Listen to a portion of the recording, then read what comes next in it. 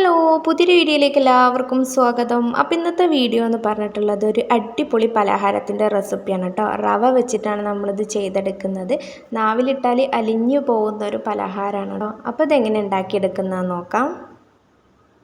അതിന് വേണ്ടിയിട്ട് ഒരു പാന് അടുപ്പത്ത് വെക്കുക. ലോ ഫ്ലെയിമിൽ വെച്ചിട്ട് 1/4 കപ്പ് പഞ്ചസാര ഈ പാനിലേക്ക് നിരത്തിയിട്ട് കൊടുക്കുക കേട്ടോ. പഞ്ചസാര നമ്മൾ കാരമലൈസ് ചെയ്തെടുക്കാൻ വേണ്ടിയിട്ടാണ്. ഇങ്ങനെ നിരത്തിയിട്ട് കൊടുക്കുമ്പോൾ പെട്ടെന്ന് തന്നെ പഞ്ചസാര കാരമലായിട്ട് കിട്ടും കേട്ടോ. അതിന് വേണ്ടിയിട്ടാണ് ഇങ്ങനെ ചെയ്യുന്നത്. പിന്നെ ലോ ഫ്ലെയിമിൽ ഇട്ടിട്ട് വേണം ചെയ്യാൻ.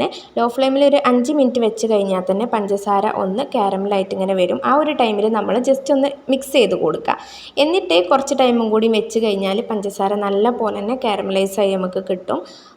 ഓവറായിട്ട് നല്ല ഗോൾഡ് കളറായി കിട്ടേണ്ട ആവശ്യമില്ല. ചെറുങ്ങനെ ഒന്ന് ഗോൾഡ് കളറിന് ആവുന്ന ടൈമിൽ തന്നെ നമ്മളിതിലേക്ക് ഒരു 1/4 കപ്പ് വെള്ളം, സാധാ വെള്ളം ഒഴിച്ചു കൊടുക്കുക. ഇളം ചൂടുവെള്ളമാണെങ്കിൽ അങ്ങനെ ഒഴിച്ചു കൊടുക്കുക. ഇങ്ങനെ ഒഴിച്ച് കൊടുക്കുന്ന ടൈമിൽ നമ്മുടെ ഈ കാരമൽ ചെയ്തിട്ടുള്ള പഞ്ചസാര കട്ട പിടിക്കും.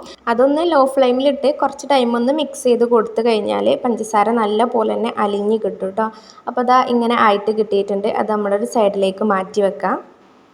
വേറൊരു പാന് അടുപ്പത്തേക്ക് വെക്കുക. അതിലേക്ക് 1/4 കപ്പോളം നെയ്യ് ഒഴിച്ച് കൊടുക്കുന്നുണ്ട്. ഇപ്പം ഞാൻ 2 ടേബിൾ സ്പൂൺ നിറയെ തന്നെ ഇട്ട് കൊടുക്കുന്നുണ്ട്. അത് 1/4 കപ്പ് നെയ്യ് ഒഴിച്ച് കൊടുത്താൽ മതി.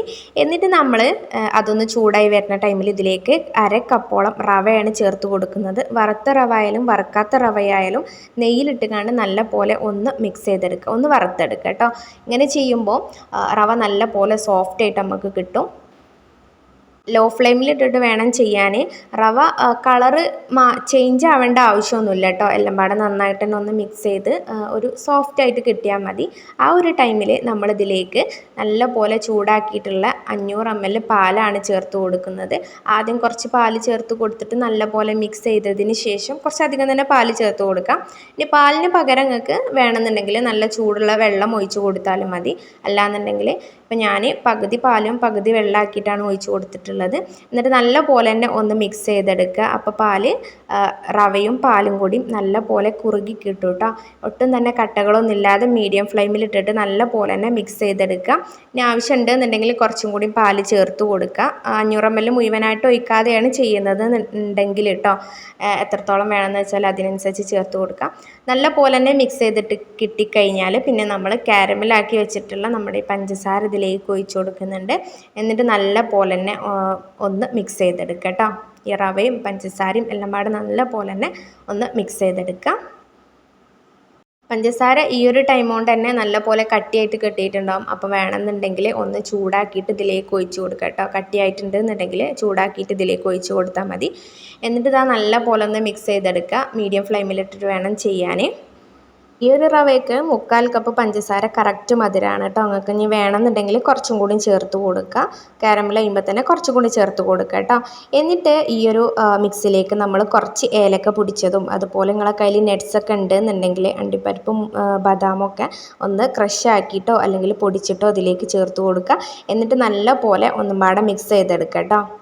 കുറച്ച് സമയം ഒന്ന് നല്ല പോലെ മിക്സ് ചെയ്ത് കൊടുത്തു കഴിഞ്ഞാൽ ഈ പാനിൽ നിന്നും ഈ ഒരു റവ നല്ല പോലെ വിട്ടു പോരുന്നൊരു പരുവത്തിലാവും കേട്ടോ.